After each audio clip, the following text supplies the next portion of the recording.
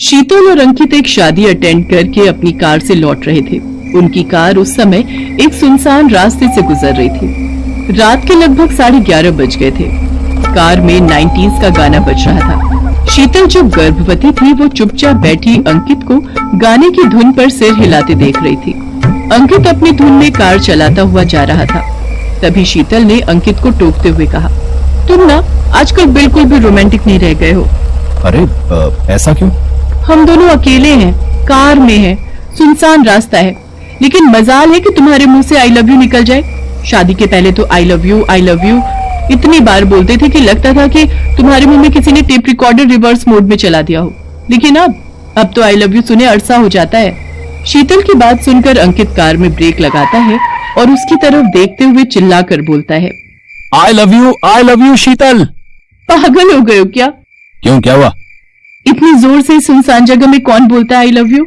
क्या शीतल, I love you बोलो तो दिक्कत, आई लव यू ना बोलो तो दिक्कत। अरे गुस्सा मत हो माय लव। शादी के बाद प्यार केयर में बदल जाता है, और उस पर जब पत्नी प्रेग्नेंट हो तो केयर और ज्यादा करनी पड़ती है। इसका क्या मतलब? रास्ते में बात ही ना करो।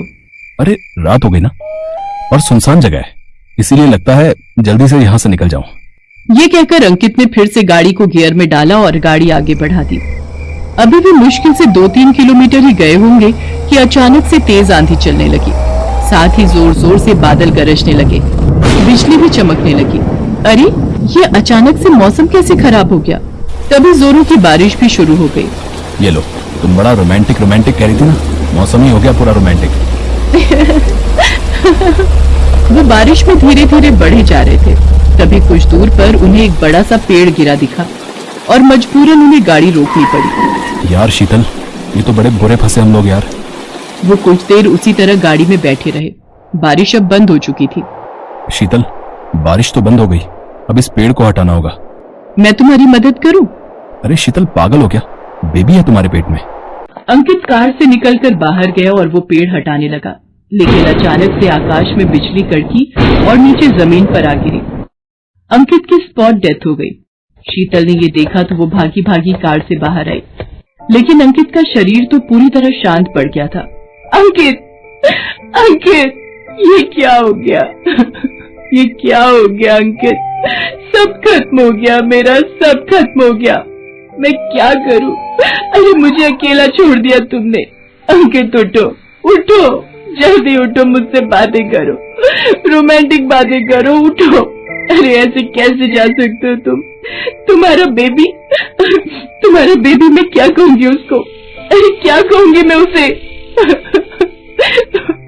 काश कि अंकित शीतल की उस दर्द भरी पुकार को सुन पाता, काश कि वो उसके आंसू पोंछ पाता, लेकिन वो तो पड़ा हुआ था अचेत मुर्दा। शीतल ने किसी तरह उसकी लाश को गाड़ी में डाला, फिर पेड़ को हटाया और खुद से ड्राइव करके घर की ओर जाने लगी। वो गाड़ी तो चला रही थी, लेकिन उसके आंसू रुकने का नाम ही नहीं ले रहे थे। बारिश फिर से शुरू हो गई थी। तभी कुछ दूरी पर उसे एक बूढ़ा आदमी हाथों में लालटेन और एक डंडा लिए हुए दिखाई दिया। उसने काले कपड़े पहने हुए थे। अरे इस सुनसान जगह में ये बूढ़ा आदमी क्या कर रहा है? लगता है बारिश के कारण फंस गया है। मुझे इसकी मदद करनी होगी। शीतल ने अपनी कार उस बूढ़े आदमी के पास रोक दी और कार का शीशा खोलते हुए उससे पूछा, अरे बाबा, इस सुनसान अंधेरी रात और इस बारिश में यहाँ क्या कर रहे हो? आपको कहाँ जाना है? चलिए मैं आपको छोड़ दूं। जाना तो है बहुत दूर, लेकिन मैं ऐसे नहीं जा सकता। क्या मतलब ऐसे नहीं जा सकता? मैं भूखा हूँ, बिना कुछ खाए मैं जा नहीं पाऊंगा। पर मेरे पास तो खाने को कुछ भी नहीं है बाबा। है, तेरे पास है, तू वो मुझे खाने को दे दे। क्या बाबा? तेरे पेट का बच्चा, वो दे दे, मुझे खाना है उसे। अरे पागल हो क्या तुम? दिमाग खराब है तुम्हारा? मैं यहाँ पहले से परेशान हूँ। मेरे पति की मौत हो गई और तुम ये बकवास कर रहे हो? बकवास नहीं, दे दे तेरा बच्चा। तभी शीतल को लगा कि उसकी कार की सीट पर कोई औरत आकर बैठी है, क्योंकि उसके कानों में उसकी चूड़ियों की आवाज आ रही थी। शीतल ने कार के शीशे में जब पीछे की सीट की ओर देखा तो उसने देखा कि एक भयानक चुड़ैल अंकित को अपनी गोद में लिए बैठी हुई है। ये देखकर शीतल के चेहरे का रंग उड़ गया। चुड़ैल? बेटी डरो मत, मैं तुम्हें कोई नुकसान नहीं पहुंचाने वाली, तुम बस यहाँ से जल्दी निकलो, जल्दी। शीतल कुछ समझ पाती इतने में वो बूढ़ा उसकी गाड़ी के आगे आकर खड़ा हो गया और शीतल को घूर घूर कर देखने लगा। मुझे अपना बच्चा खिला दे अपने पेट का बच्चा, मुझे भूख लगी है, खिला दे। बेटी इसकी बात मत सुन और जल्दी से निकल यहाँ से, नहीं तो ये मार देगा तुझे। चढ़ा दे अपनी गाड़ी इस पर। गाड़ी चढ़ा दूं? अरे ये कैसे हो सकता है, मैं किसी की हत्या नहीं कर सकती। अरे बेटी तू समझा कर, ये बूढ़ा जिंदा नहीं है, ये तो सालों पहले मर गया है और मरे हुए की कैसी हत्या। तू देर मत कर, नहीं तो सब खत्म हो जाएगा। चढ़ा दे अपनी गाड़ी इस पर, चढ़ा दे। शीतल उधेड़ बुन में थी, लेकिन पता नहीं क्यों उसके पैर उस चुड़ैल को सुनकर एक्सीलेटर पर चले गए और उसने जोरों की टक्कर उस बूढ़े को मार दी। बूढ़ा बहुत ऊपर तक हवा में उड़ गया और एक पेड़ की डाली पर बैठ गया और उसे घूरने लगा। शीतल ने शीशे में जब उसे देखा तो उसकी आंखें फटी की फटी रह गईं। बेटी मैंने कहा था ना, वो पहले से मरा हुआ है, वो कभी नहीं मर सकता। तू अब तेजी से यहाँ से निकल, क्योंकि वो बहुत गुस्से में आ गया है और वो अब अपनी गलत शक्तियों का प्रयोग करेगा और तेरी मति को भ्रमित करेगा। लेकिन तुझे रुकना नहीं है, क्योंकि तू रुकी तो तेरी मौत हो जाएगी, जैसे मेरी और मेरे पेट के बच्चे की मौत हुई थी सालों पहले। इसलिए भाग यहाँ से, अपनी रफ्तार और बढ़ा। शीतल कार को भगाए जा रही थी, तभी उसने देखा कि सड़क पर कई सारे छोटे छोटे बच्चे घुटनों के बल उसकी कार की ओर चले आ रहे हैं। ये देखकर उसके हाथ पैर फूल गए। ये इतने सारे बच्चे सड़क पर कैसे आ गए? वो बच्चे नहीं है, वो उस भूत का फैलाया जाल है जो तुम्हारी बुद्धि को भ्रम में डाल रहा है। तू इन पर भी चढ़ा दे अपनी गाड़ी। नहीं, मैं ये नहीं कर सकती। ये करना पड़ेगा, नहीं तो ये भूत अपने मंसूबों में सफल हो जाएगा। और जानती हो, ज्यों ज्यों रात बढ़ेगी इसकी ताकत बढ़ेगी, इसकी माया का जाल और बढ़ेगा, क्योंकि ये इसका इलाका है और इसमें प्रवेश करते ही इसकी माया का जाल ताकतवर हो जाता है। इसलिए कुछ मत सोच और चढ़ा दे गाड़ी। और हाँ, ज्यों ज्यों रोशनी होगी इसकी माया खत्म भी होगी। शीतल ने कार उन पर चढ़ा दी, लेकिन जैसा कि उस चुड़ैल ने कहा था, वो सब कुछ उस भूत का फैलाया जाल था। कार की टक्कर के पहले वो सारे बच्चे गायब हो गए। उसके बाद उस बूढ़े भूत ने और भी अपना जाल फैलाया। सड़क पर अचानक एक बहुत बड़ी खाई बन गई। उसे देख शीतल फिर से डर गई। मत डर, वो खाई नहीं है, वो उस भूत का जाल है। चल निकल यहाँ से। शीतल ने अपनी गाड़ी आगे बढ़ा दी और फिर जैसा कि उस चुड़ैल ने कहा था, वो भी उस भूत का जाल ही था। शीतल की कार फिर से तेज रफ्तार में आगे बढ़ी।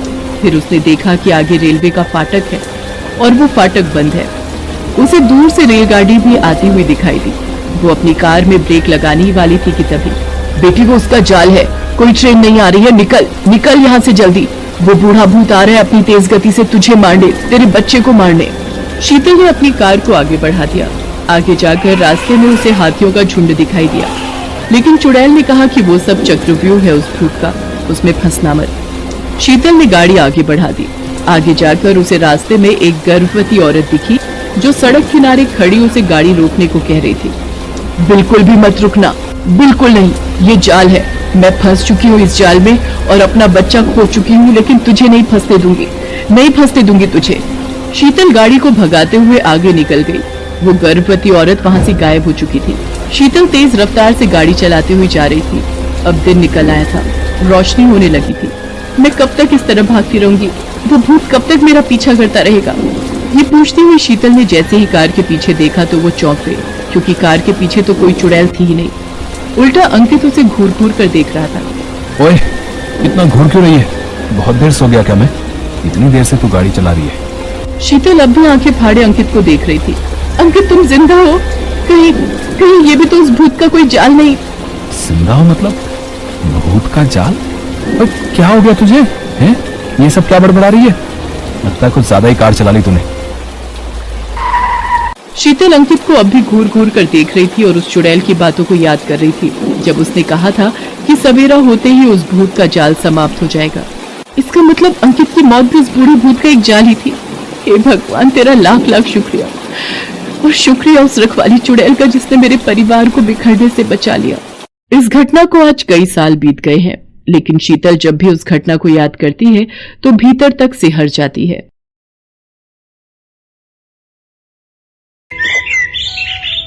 सुबोध नाम का एक व्यक्ति शहर में नौकरी करता था, इसलिए उसे रोजाना ही गांव से शहर आना जाना पड़ता था। वो जिस गांव में रहता था वो एक पहाड़ी इलाका था। जो बहुत सुनसान हुआ करता था। ज्यादा आबादी भी नहीं थी।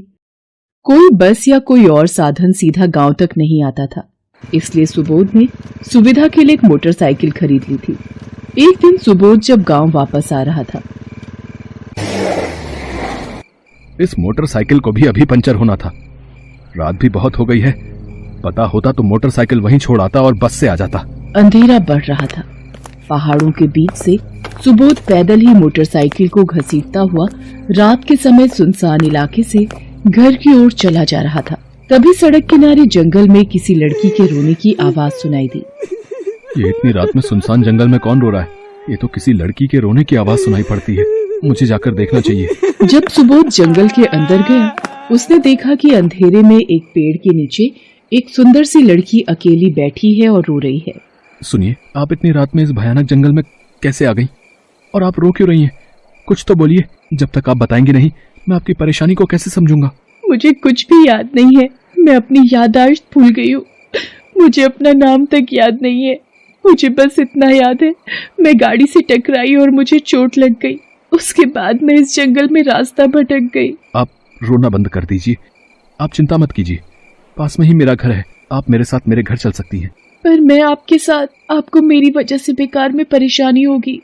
पर मैं इतनी रात में आपको इस जंगल में अकेले भी तो नहीं छोड़ सकता। ये मेरी इंसानियत के खिलाफ होगा। इसलिए कुछ भी मत सोचिए और मेरे साथ चलिए। सुबोध उस अनजान लड़की को घर ले आता है।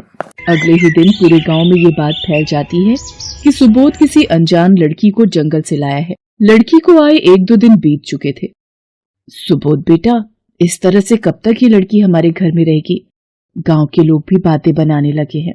माँ, ये बेचारी बेसहारा है, अपनी याददाश्त भी भूल चुकी है। इसे कुछ भी याद नहीं है कि ये कहाँ से आई है।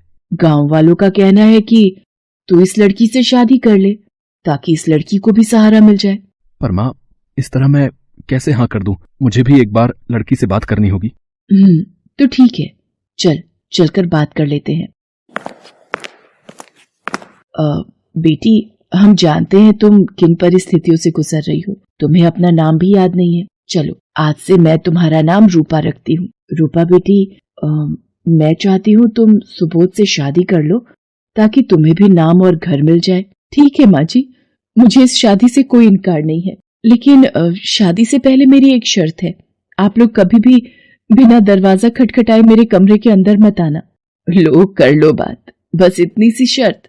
तो बेटी, वो तो वैसे भी बिना दरवाजा खटखटाए हम अंदर आएंगे ही क्यों। सुबोध, आपको भी इसी बात का ध्यान रखना है। सुबोध रूपा की बात मान लेता है और उन दोनों की शादी हो जाती है। रूपा आम लड़कियों की तरह ही घर का सारा काम करती थी। खाना बनाना, कपड़े धोना, झाड़ू पोछा करना, सब कुछ। इसको देखकर लगता ही नहीं था कि वो उस घर में नई है। सब कुछ अच्छा चल रहा था। पर एक दिन जब सुबोध शहर गया हुआ था तो किसी कारण वो शहर में ही रुक गया और गांव वापस नहीं लौटा। घर पर उसकी माँ और रूपा अकेली थी। रूपा, सुबोध भी नहीं आया है और मैं तुम्हें अकेले सोने नहीं दे सकती। ये गांव है, हर चीज का ध्यान रखना होता है। आज रात मैं तुम्हारे पास ही सो जाती हूँ। ठीक है माँ जी, आप उस तरफ मुंह करके सो जाइए, मैं इस तरफ मुंह करके सो जाऊंगी। रूपा और सुबोध की माँ दोनों गहरी नींद में सो जाती हैं। रात के करीब 2 बजे। अरे, ये रूपा कहाँ गई? रूपा, ओ रूपा, रूपा। देख नहीं रही बुढ़िया, मेरे हाथ में क्या है? अगर तूने किसी से ये बात बोली तो मैं तुझे जान से मार दूंगी। चुपचाप जाकर कमरे में सो जा। सुबोध की माँ रूपा की वो हालत देखकर घबरा जाती है। रूपा के हाथ में एक मरी हुई बिल्ली थी जिसका रूपा खून पी रही थी।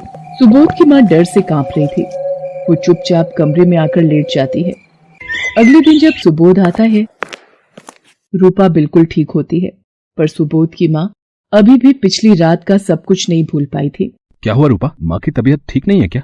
ठंड ज्यादा बढ़ गई है, इसलिए वो कंबल में आराम कर रही हैं। मैंने ही उन्हें कहा कि उन्हें आराम करना चाहिए। घर का काम तो मैं कर ही लेती हूँ, आप चाय पी लो। सुबोध की माँ सुबोध को रूपा की सच्चाई बताना चाहती थी, पर वो घबरा रही थी कि कहीं उसने रूपा की सच्चाई सुबोध को बताई तो रूपा उसे और सुबोध को जान से ना मार दे, इसलिए वो चुप रहने लगी। सुबोध की माँ एक तांत्रिक के पास जाती है और उसे सारी बात बताती है। तांत्रिक बाबा, अब आप ही बताइए मैं क्या करूं? मेरे घर में एक चुड़ैल ने डेरा जमा लिया है, वो हम सबको मार देगी। कुछ कीजिए तांत्रिक बाबा। ठीक है, मैं कल तुम्हारे घर आऊंगा। सुबोध शहर चला जाता है। पीछे से तांत्रिक आता है। अच्छा, तो तू है जिसने इस घर पर कब्जा कर लिया है। तू क्या चाहती है, बोल। बुढ़िया, तुझे मैंने मना किया था ना कि तू ये बात किसी को भी नहीं बताएगी। तेरे से पहले ये तांत्रिक मरेगा। इस पर तो मेरी शक्तियों का कोई असर नहीं हो रहा है। मुझे यहाँ से भागना होगा। अब इस चुड़ैल से तुम्हें कोई नहीं बचा सकता। ये सबको मार। तांत्रिक रूपा से बचने के लिए जंगल की ओर भागता है। रूपा उसका पीछा करती है। तांत्रिक सुनसान जंगल में पहुंच जाता है। ये मैं कहाँ आ गया? ये तो शमशान घाट है। मुझे यहाँ छुप जाना चाहिए। वो बहुत खतरनाक चुड़ैल है, वो मुझे मार देगी।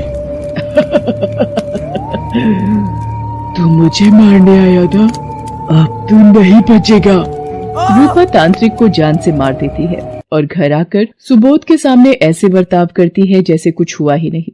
अरे रूपा, कहाँ गई थी तुम? रात होने को आई है। अरे मैं तुम्हारे लिए ये गरम गरम जलेबी खरीदने गई थी।